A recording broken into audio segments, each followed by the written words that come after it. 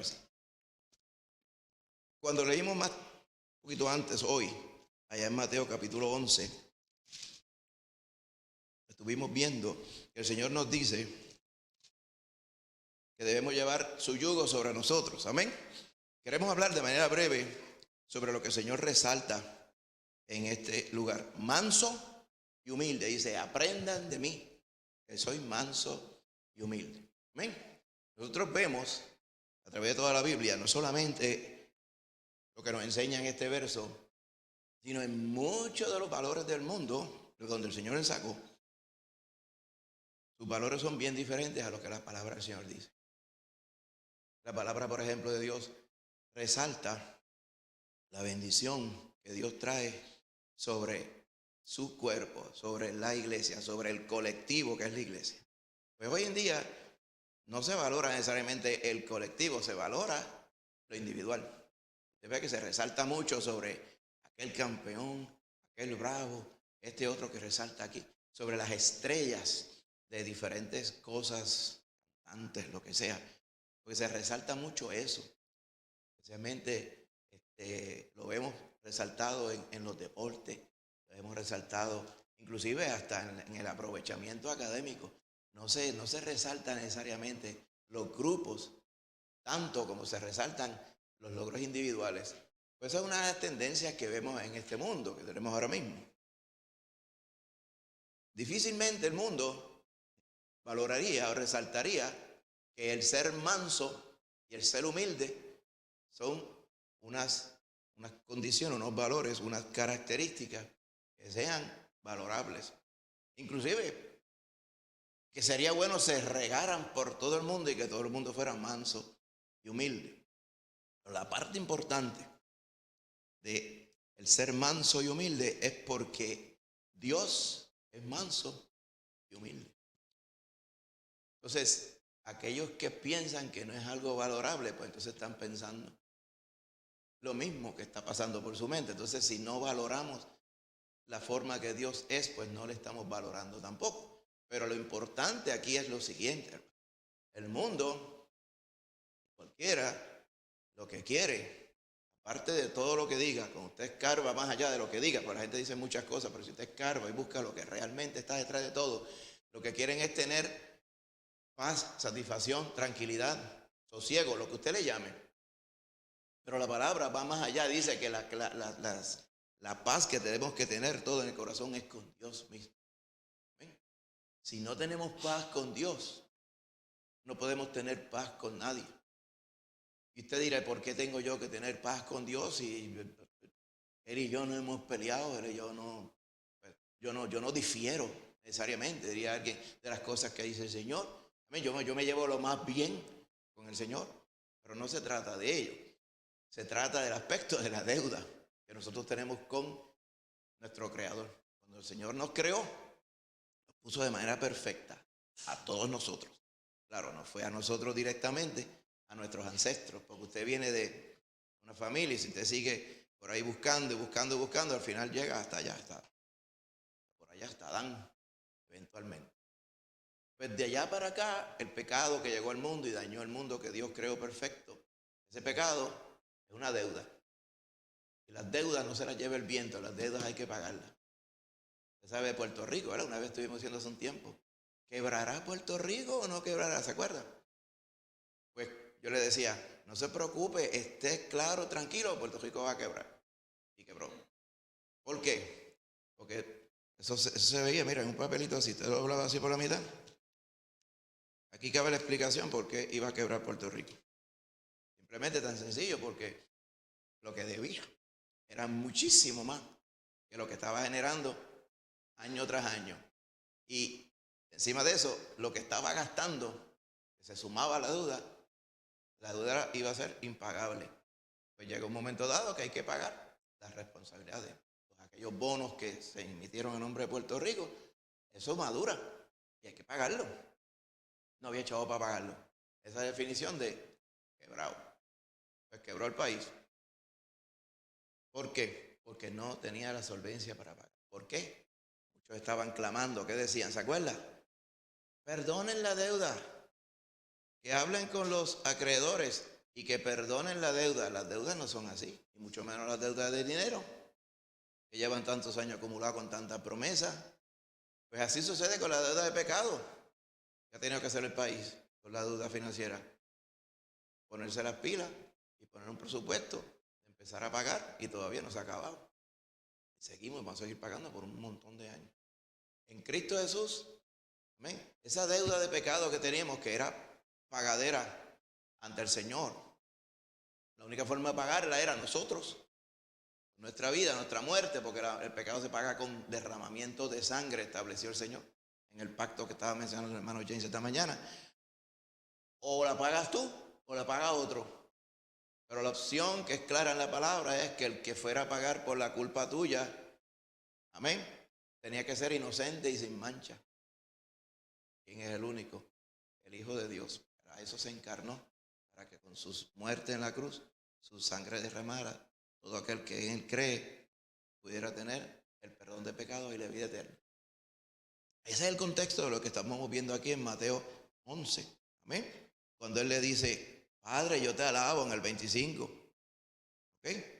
Porque escondiste estas cosas de los sabios, o sea, de los que se creen que saben, y de los entendidos, o sea, de los que se creen que entienden, y se las revelaste a los niños, o sea, aún a los que de manera inocente, de manera sencilla, no necesariamente niños físicamente, sino en nuestro modo de pensar, a los que quisieron escuchar tu verdad, a esos se les predicó y ellos escucharon. Dice, Padre, sí, porque así te agradó. O sea, lo que hubiera sido esperado que todo el mundo con su educación y su inteligencia y su IQ y 20 cosas pudieran entender, eso mismo era lo que le impedía entender la verdad de Dios. Pero dice que el Señor, aquellos que eran sencillos de corazón, lo entendieron. Dice, todas las cosas me fueron entregadas por mi Padre, dice el 27, y nadie va a conocer al Hijo sino el Padre. Y el Padre, nadie lo conoce sino el Hijo. Y el que conoce al Padre es aquel a quien el Hijo lo quiera revelar. Así que todo lo que nosotros podemos o pretendemos conocer de Dios y el camino a la presencia de Dios es a través del Hijo. Todo es a través del Señor Jesús. Por eso es que él hace esta invitación al verso 28. Dice, venid a mí todos los que estáis trabajados y cargados. Y no se refiere al cansancio físico, porque después que uno hace mucha fuerza en un día va a estar cansado. ¿Ven? No se refiere a ese cansancio, se refiere al cansancio y a la condenación que trae el pecado. Y ese es el problema. Y el pecado agobia, porque el pecado se paga. Y si nadie ha pagado por tu pecado, si Cristo no ha pagado por tu pecado, esa deuda está intacta. Y esa deuda acumula como las deudas de aquí, de Hacienda, ¿verdad? Intereses, recargos y penalidades y condenación encima de eso. La única forma de librarse de ello es saldando la deuda de pecado en el nombre de Cristo Jesús. Y eso precisamente es lo que él está hablando aquí. Los trabajados y cargados de pecado, perdidos, en otras palabras, por su pecado, vienen a Cristo y él les hace descansar. Cuando uno está en Cristo, dice la palabra, uno viene a ser nueva criatura, dice 2 de Corintios. Las cosas viejas ocurrieron, pero ya todas esas cosas se acabaron y pasaron. Todas son hechas nuevas, pero todas, incluyendo nuestra forma de pensar, incluyendo lo que el mundo le llama valores, nosotros le llamamos convicciones, un poco más, muchísimo más reales, que el Señor las pone en nuestro corazón. Así que lo que antes usted valoraba, pues ya no lo valoramos, porque valoramos las cosas que son eternas realmente. Cuando el Señor llama a uno para perdonarlo, para salvarlo, amén, nos está invitando a eso mismo. Mira, esa carga de pecado que llevas es impagable. Todos los que creen en mí, yo le pago la deuda. Y entonces pasan a estar libres de pecado, libres de condenación. Ese trabajo, yo le llamo, eso yo, eso es algún muchacho, esa trabajación, eso que yo que no existe, pero estamos en domingo, ¿verdad? Y toda esa carga y todo eso encima, nadie la quiere llevar. Solamente nos acarrea condenación. El Señor vino a perdonarla. Más adelante, Pablo, refiriéndose a aquellos que han creído en Cristo, dice, despojémonos de todo peso, del pecado que nos asedia, porque aún estando en Cristo, vienen las cosas de la carne y las cosas del mundo, dice, y pueden pretender impedir el caminar día a día con Cristo para ser la imagen de Cristo, para ser sus embajadores aquí en el mundo. Dice, hay que despojarnos de todo peso que nos asedia y del pecado, ¿ok? Todas esas cosas, el Señor, día a día, cuando vamos donde Él nos renueva y Él nos perdona nuevamente. Y de esa forma, es lo que pasó. Una vez estábamos hablando de cuando uno se mete por un monte, especialmente si usted va con una ropa blanca, se mete por un monte, un pastizal, y usted dice, al final del pastizal sale al otro lado. ¿Y cómo sale? Con 20,000 porquerías pegas encima, lo que llaman los cadillos o caillos, como dicen algunos, ¿verdad? La verdad que no recuerdo si cuál es la ortografía correcta, pero mire, salen de todo, de los que son como unas bolitas con pullitas, los otros que parecen, como yo digo, como unos javiolicitos chiquitos, 20 cosas. Las otras cosas los dandelions, eso, yo no sé cómo se llama eso en español, esas cosas que flotan en el aire y vuelan. Todas esas cosas se le pegan. ¿Usted qué va a hacer? Se las deja, dice, porque eso es un buen adorno para yo, que luzcan en mi traje blanco. No, te tiene que pasar el trabajo de sacarlas y quitárselas todas. Pues así pasa en el día a día con Cristo. El Señor, cuando usted va, Él le perdona y le limpia. Pero la parte importante es que el Señor nos invita, si estamos trabajados y cargados, venir a Él para ser salvos. Y Él remueve la carga de pecado de encima de su vida. ¿Entiende? Él paga su deuda. Nadie más la puede pagar. Y el que la puede pagar, le está invitando para pagarle su deuda. Imagínense qué clase de bendición. Por eso es que Él dice que el yugo que Él trae, porque Él trae un yugo, como le estamos explicando más temprano hoy, Él trae un yugo, pero el yugo de Él no es como el yugo del pecado, no es como el yugo del mundo. Es un yugo que es fácil de llevar. Es un yugo cómodo. Es un yugo a la medida.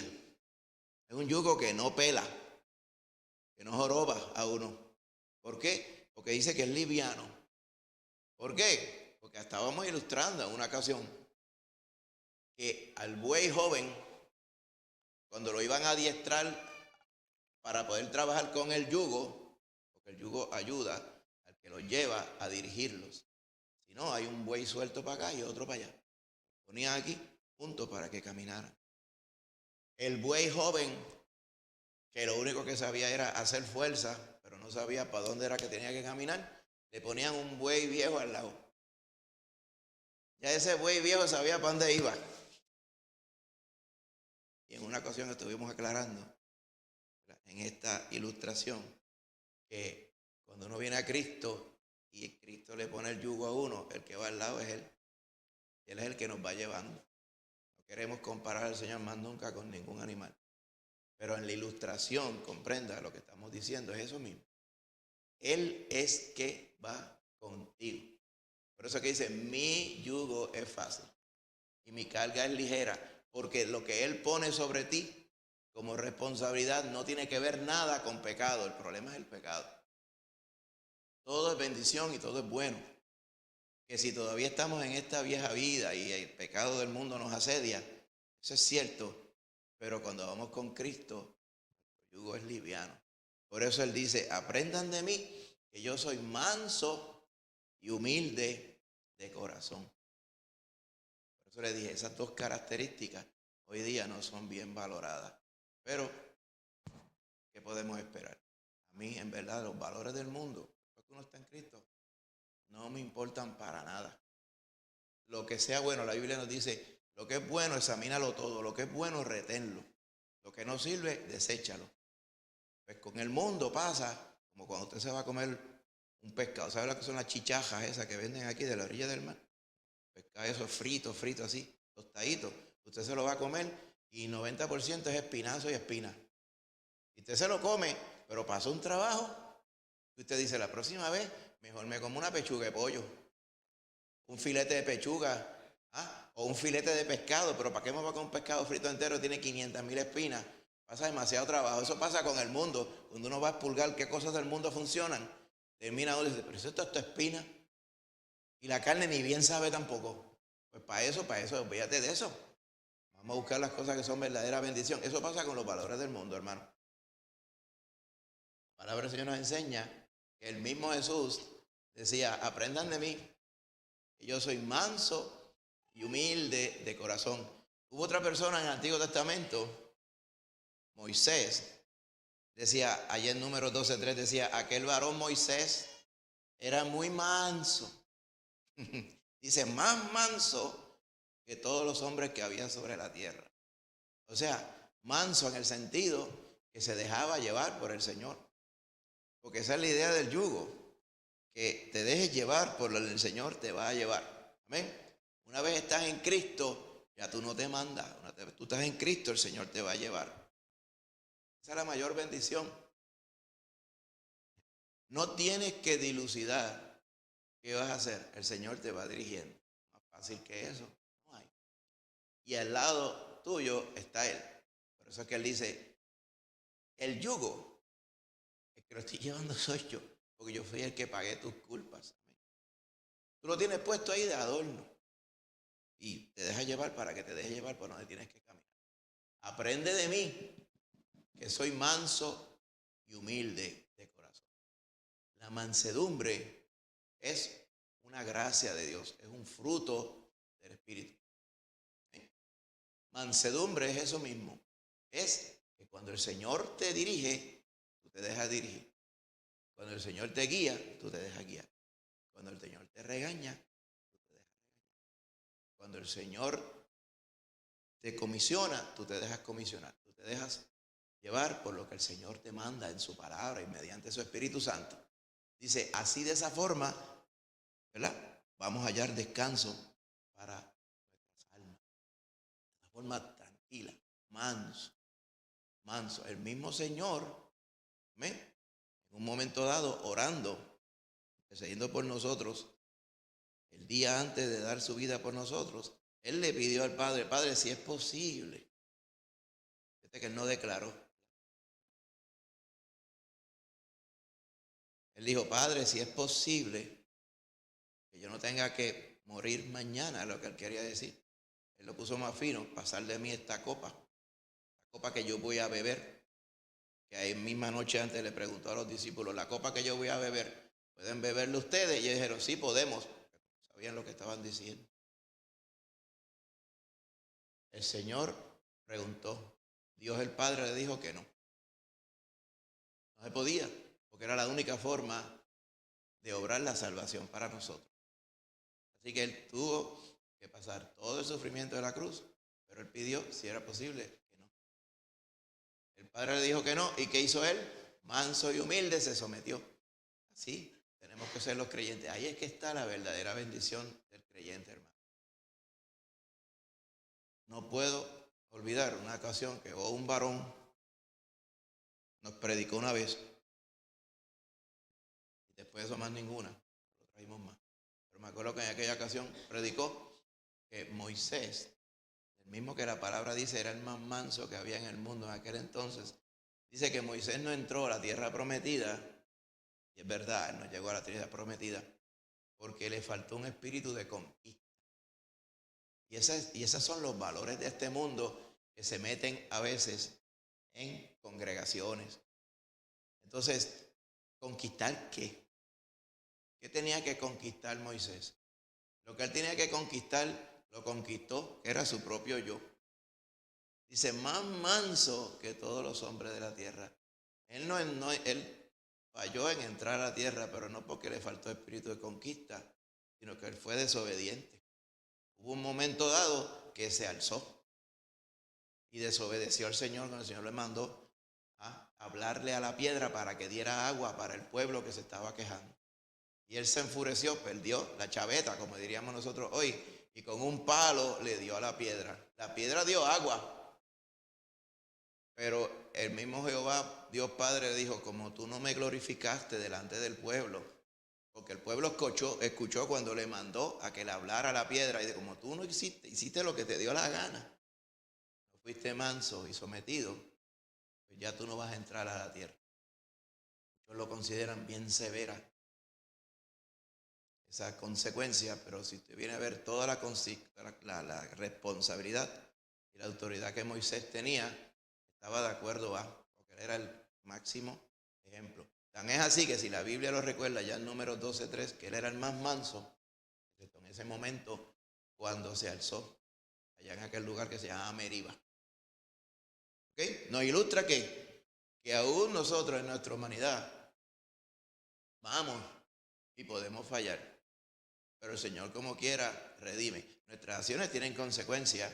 Moisés tuvieron consecuencias, pero la realidad es que él no dejó de ser el más manso, porque aceptó el designio de lo que Jehová le dijo. El Señor después le permitió subir al monte, los montes de Moab, y mirar allá a la distancia. Y dice, mira, esto es aquella tierra, bonita, ¿verdad?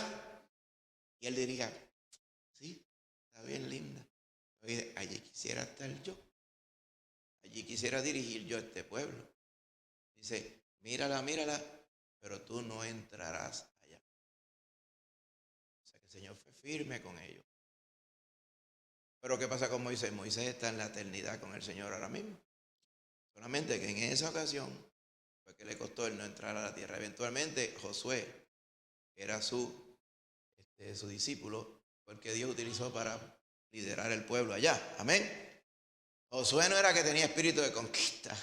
Josué era que era sometido también. Dice, como yo estuve con Moisés, voy a estar contigo. Por eso fue que él pudo liderar. Es que se pegan tantos cadillos de este mundo en la doctrina. Un montón de congregaciones, hermano, hay que tener un cuidado. La palabra, gloria a Dios por la palabra, nos ilustra eso mismo. Y vamos a la palabra, entendemos.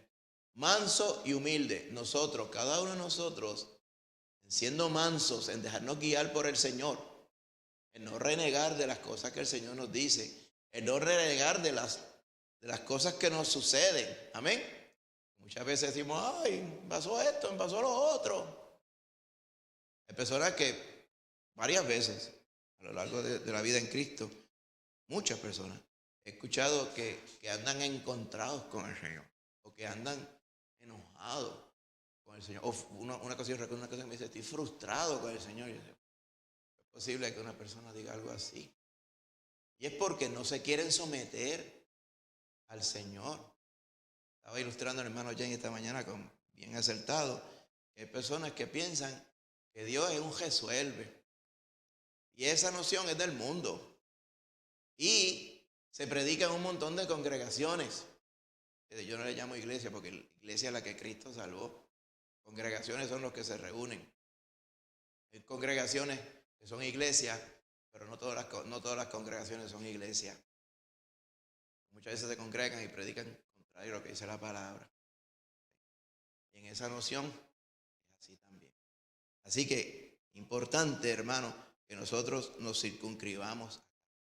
La palabra dice que Dios, siendo soberano, Él da según el designio a cada uno lo que nos toca. Cuando nos salva, más todavía, porque somos entonces de su propiedad. Entonces, tenemos que reconocer que Dios es soberano. Eso es lo que quiere decir ser soberano, ¿verdad? ¿Se acuerda del ELA soberano? Estaban una vez profesando, ¿cierto? Un partido político de aquí. Un ELA mejorado. Un ELA soberano. Eso es una contradicción de términos. Porque es un Estado libre, asociado y soberano también. Eso no pega. La única forma de ser soberano es ser independiente. No estamos hablando de política. La única forma de que Dios es soberano es porque Él lo es y Él es el creador de todo. Y a Él nadie le aconseja. Por lo tanto, lo que Él decide que se haga, esa es su soberanía. ¿Y cómo uno entabla una relación con Dios? Primeramente, a través de Cristo, confesando nuestro pecado, Él nos perdona y la sangre de Jesucristo, su Hijo, nos limpia de todo pecado. Entonces uno pasa a ser propiedad del Señor. Ahí es que entonces uno es hijo e hija de Dios de verdad. Amén. Uno siendo hijo e hija de Dios. Amén. El Señor entonces expresa su soberanía sobre nosotros. ¿Y cómo usted brega con un Dios que es soberano? Que hace las cosas como Él quiere. Pero qué bueno, porque es un Dios bueno que pensó y se humilló para salvarnos. Amén. Qué bueno que el soberano es el que nos ama y nos amó hasta la muerte de su Hijo. ¿Cómo trabajamos con un Dios que es soberano? Como dice la Escritura aquí, manso y humilde. Déjese llevar por lo que el Señor le dice.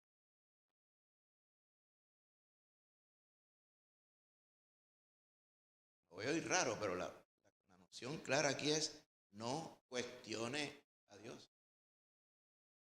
No puede estar cuestionando a Dios. A veces uno piensa, dice, yo como que puedo estar bien cerca de casi sabérmelas casi todas. Dios le libre a usted que tiene ese pensamiento en la mente. ¿Usted conoce a esa gente? Son como le dicen por ahí en la calle, le dicen que son se creen que son la Malta India. ¿Te acuerdas aquel anuncio? La más que sabe, la Malta India, ¿te acuerdas? Pues, más que sabe. Así le poníamos a algunas personas en el trabajo. Mira, pégate de este, porque no hay nada en el mundo que él no sepa. Él lo sabe todo, de todas las nociones. Recuerdo otro varón allá, médico en la República Dominicana, que era profesor de la universidad, y en la oficina, fuera, no la oficina de la universidad, la oficina donde él practicaba, decía, doctor fulano de tal, especialista en todas las ramas de la medicina. Y yo pensé que era un vacilón, y yo me acuerdo chiquito que mi papá dijo, vamos a pasar por ahí para ver si es verdad, y lo vi el rótulo. Era un especialista, vieron qué contradicción, como es la gente, es especialista, pero es generalista en todas las ramas. Y así es el mundo, pretenden sabérselas todas. Dios nos libre a nosotros de pretender algo así. Pablo decía, solamente nos propusimos entre ustedes conocer a Cristo y a este Cristo crucificado. Más ninguna otra cosa.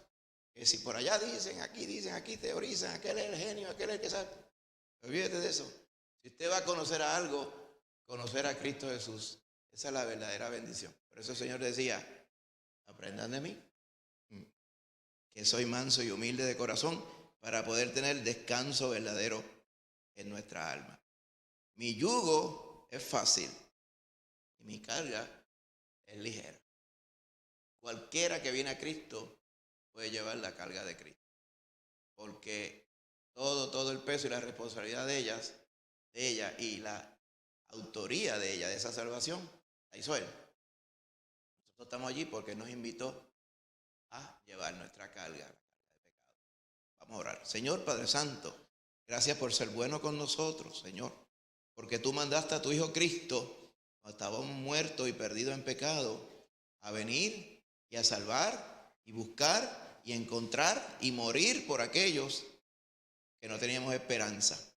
Gracias por la sangre de Cristo derramada que nos limpia de todo pecado. Gracias por ella, Señor. Te pido que ahora, Padre Santo, tu palabra preciosa pueda ser comprendida mediante tu Espíritu Santo por cada uno de nosotros, Señor. Que si alguien aún no ha creído en tu Hijo, como dice la Escritura, confesando nuestros pecados y pidiéndote que nos salves, Señor. Si alguien aún no ha hecho ese paso de fe, que pueda hacer hoy el día de salvación, Padre. Delante de ti estamos, Señor, agradecidos por aquellos que ya has salvado. Te pedimos, Padre Santo, que en tu comisión a tu iglesia de predicar el Evangelio y hacer discípulos a todas las naciones, Señor, que tu iglesia sea militante, Padre Santo, y activa en ello, Padre. Porque sabemos que no hay ninguna esperanza en este mundo que no sea el Señor Jesucristo. Y no hay vida eterna que no sea la que nos otorgó el Señor Jesucristo. Y no hay ninguna otra cosa que sea eterna, que sirva para algo que no sea la que nos da nuestro Señor Jesucristo. Gracias, Señor, por tu bendición y por tu misericordia y por tu Espíritu Santo, Señor, en esta mañana, Padre. Glorifícate, Señor, entre nosotros, en el nombre de Jesús. Amén. Queremos honrar al Señor también, hermano, antes de honrar a las madres. Amén. Si vamos a 1 Corintios, capítulo 11. Estuvimos hablando acerca de que el Señor murió por nosotros. Amén. Y el Señor le dejó, aparte de predicar el Evangelio a la iglesia, le dejó dos ordenanzas bien claras. Una de ellas es la cena del Señor y la otra es el bautismo. en la cena del Señor anunciamos y confirmamos dos cosas: que el Señor murió por nuestros pecados y que la iglesia espera que el Señor vuelva en su segunda venida. En la otra ordenanza, la del bautismo, confesamos y predicamos que el Señor resucitó. Y de la misma forma que Él resucitó, los que están en Cristo resucitan una vida nueva. Pero la segunda cosa que afirma es que de la misma forma que resucitamos a vida nueva, vamos a estar en la eternidad del Señor con el alma salvada y con un cuerpo nuevo también. Así que las dos ordenanzas que el Señor puso sobre la iglesia es para podernos enfocar en la obra de redención que el Señor hizo por todos nosotros. Amén. Y si vamos a 1 Corintios 11, antes de observar la cena, queremos ir en oración, porque la parte clave que nos habla es: el Señor quiere que todos los que han creído en Él, que son salvos por la fe en Cristo, participen de esta ordenanza. Pero es bien claro, amén, bien claro cuando nos dice que tenemos que participar de ella dignamente. Si usted considera, especialmente lo que estuvimos hablando hace un ratito, ¿quién puede ser considerado digno delante del Señor? Aquellos que Él ha hecho dignos. Porque alguien cuyo pecado no ha sido perdonado no es digno. Pero cuando venimos a Cristo, Él perdona nuestros pecados. Pero también de día a día podemos caer en faltas y desobediencias también. El Señor nos indica que vayamos a Él en oración para que Él nos perdone y nos limpie. Por eso dice claramente el verso 27, si alguien bebe de esta copa o come del pan indignamente, o sea, sin discernir, o sea, sin tomar en cuenta lo santo que es participar del pan y del jugo de uva, está comiendo juicio y bebiendo juicio. Por eso dice, pruébese cada uno a sí mismo y coma entonces del pan y beba entonces de la copa, según nos dice el verso 28. Y por eso queremos ir en oración, para que el Señor examine nuestro corazón mediante su Espíritu Santo. Amén. Y podamos ir y rehacer la paz con Dios por medio de su Hijo Jesucristo. Amén. Y estando así listos, participemos entonces de la cena. Amén. Le invito a estar de pie para que Él reciba nuestra oración. Padre Santo, en esta hora, Padre, gracias por ser bueno con nosotros, porque por tu misericordia estamos salvos, Señor, y estamos santos en tu presencia, Padre. Permite, Señor, que si alguien no te ha conocido, Padre, en esta hora, aquí mismo te conozca, mi Señor Jesús. Tú has venido a buscar y a salvar lo que se había perdido. Padre, cada uno de nosotros hemos estado caminando todos estos días y quisiéramos decir, haciendo tu voluntad, pero también sabemos que en ocasiones no hemos hecho tu voluntad. Y todo aquello, Señor, que no te ha agradado, lo estamos trayendo ahora delante de ti, Padre. Examina nuestro corazón. Hay cosas que sabemos, pero hay cosas que ni sabemos, pero que como quiera te han ofendido. Queremos, Padre, que con la sangre de tu Hijo Cristo, tú nos limpies, Señor, en esta hora. La sangre de Jesucristo, tu Hijo, nos limpia de todo pecado. Y lo creemos porque así está establecido en tu palabra, Señor. No por nuestros méritos, sino por los méritos y la obra que Cristo Jesús hizo. La sangre santa de Cristo, ese precioso manantial de sangre de Emmanuel, como cantábamos más temprano hoy, purifica a todo aquel que se sumerge en él. Y en esta hora, Señor, queremos que así hagas con nosotros, Padre. Límpianos de todo pecado y haznos dignos de poder anunciar la muerte de nuestro Señor Jesús hasta que Él venga. Así, hazlo así en nosotros, Padre Santo. En el nombre de Jesús.